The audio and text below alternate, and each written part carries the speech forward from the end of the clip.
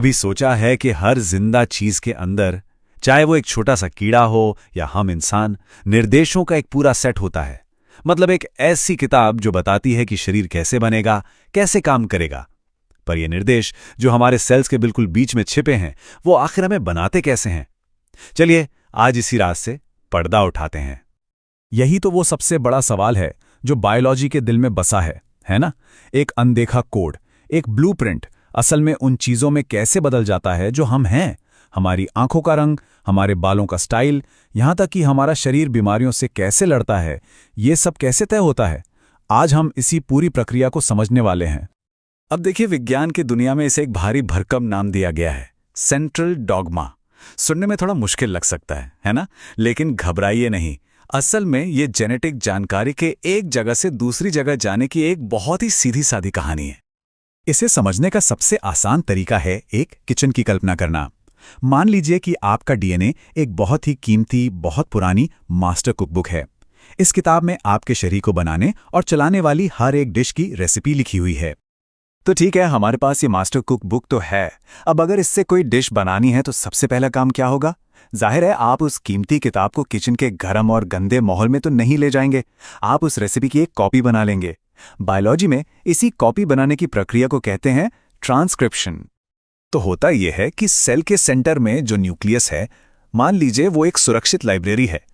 वहां एक खास एंजाइम जिसका नाम है आरएनए पॉलीमरेज आता है और डीएनए की मास्टर रेसिपी को ध्यान से पढ़ता है, और फिर वो उस रेसिपी की एक फोटोकॉपी या एक अस्थायी कॉपी बना देता है। इसी कॉपी को हम मैसेंजर आरएनए या शॉर्ट में कहें तो एमआरएनए कहते हैं। और ये करना बहुत बहुत जरूरी है। सोचिए, वो असली डीएनए की कुकबुक कितनी कीमती है। अगर उसे कुछ हो गया तो? इसीलिए उसे किसी भी तरह के नुकसान से बचाने के लिए वो हमेशा अपनी सेफ जगह, अपनी लाइब्रेरी यानी न्यूक्लियस के अंदर ही रहती है। सारी कुकिंग, सारा काम लाइब्रेरी के बाहर साइटोप्लाज्म में होता है। चलिए, रेसिपी की कॉपी तो तैयार हो गई, वो लाइब्रेरी से बाहर भी आ गई। लेकिन अब इस कागज के टुकड़े को एक असली डिश में कौन बदलेगा? इसके लिए हमें एक पूरी टीम की जरूरत पड़ेगी।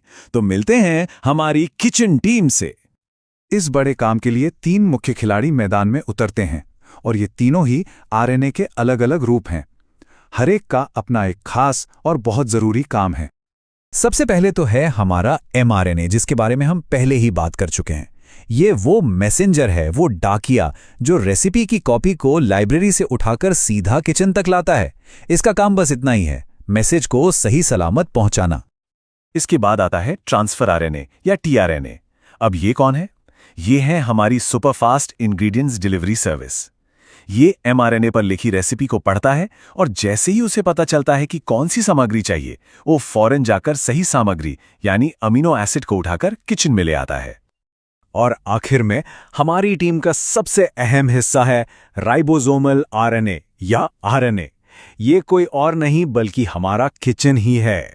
जी हाँ, ये राइबोसोम का मेन पार्ट बनाता है, जो असल में वो फैक्ट्री या वो वर्कबेंच है जहां लाकर सारी सामग्री को जोड़ा जाता है और प्रोटीन बनाया जाता है। तो अब देखिए, हमारी टीम पूरी तरह से तैयार है। रेसिपी किचन में आ चुकी है और डिलीवरी सर्विस ने सारी सामग्री भी पहुंचा दी है। तो अब वक्त है असल डिश बनाने का। इस प्रक्रिया को कहते हैं ट्रांसलेशन। और जरा इस स्लाइड को देखिए, ये कितनी खूबसूरती से पूरी कहानी को 2 हिस्सों में बांटती है। ट्रांसक्रिप्शन यानी रेसिपी की कॉपी बनाना न्यूक्लियस के अंदर होता है, और ट्रांसलेशन यानी उस रेसिपी से डिश बनाना साइटोप्लाज्म में मौजूद किचन यानी राइबोसोम्स पर होता है।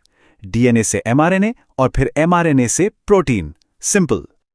ये प्रोसेस ना बड़ा ही सिस्टमैटिक है। हमारा किचन यानी राइबोसोम एमआरएनए रेसिपी को 3-3 अक्षरों के ग्रुप में पढ़ता है। इन 3 अक्षरों वाले शब्दों को कोडॉन कहते हैं। हर कोडॉन एक खास अमीनो एसिड के लिए एक कोड होता है। जैसे ही राइबोसोम एक कोडॉन पढ़ता है, हमारा टीआरएनए फौरन उस कोड से मैच होने वाला सही अमीनो एसिड लाकर दे देता है, और बस राइबोसोम उन्हें एक लंबी चेन में जोड़ता चला जाता है। लेकिन एक मिनट, यहां एक सवाल उठता है।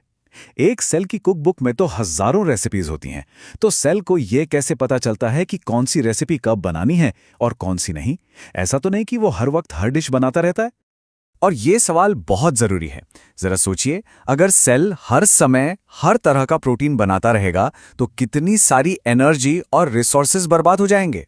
इसीलिए सेल के पास एक बहुत ही स्मार्ट मैनेजमेंट सिस्टम होता है जिसे हम जीन रेगुलेशन कहते हैं। ये तय करता है कि किस जीन को कब ऑन करना है और कब ऑफ।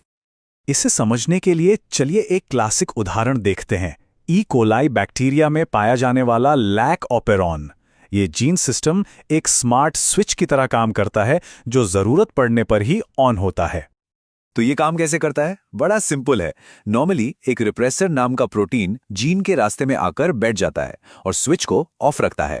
लेकिन जैसे ही सेल में लैक्टोज यानी एक तरह की शुगर आती है, वो इस रिप्रेसर से चिपक जाती है।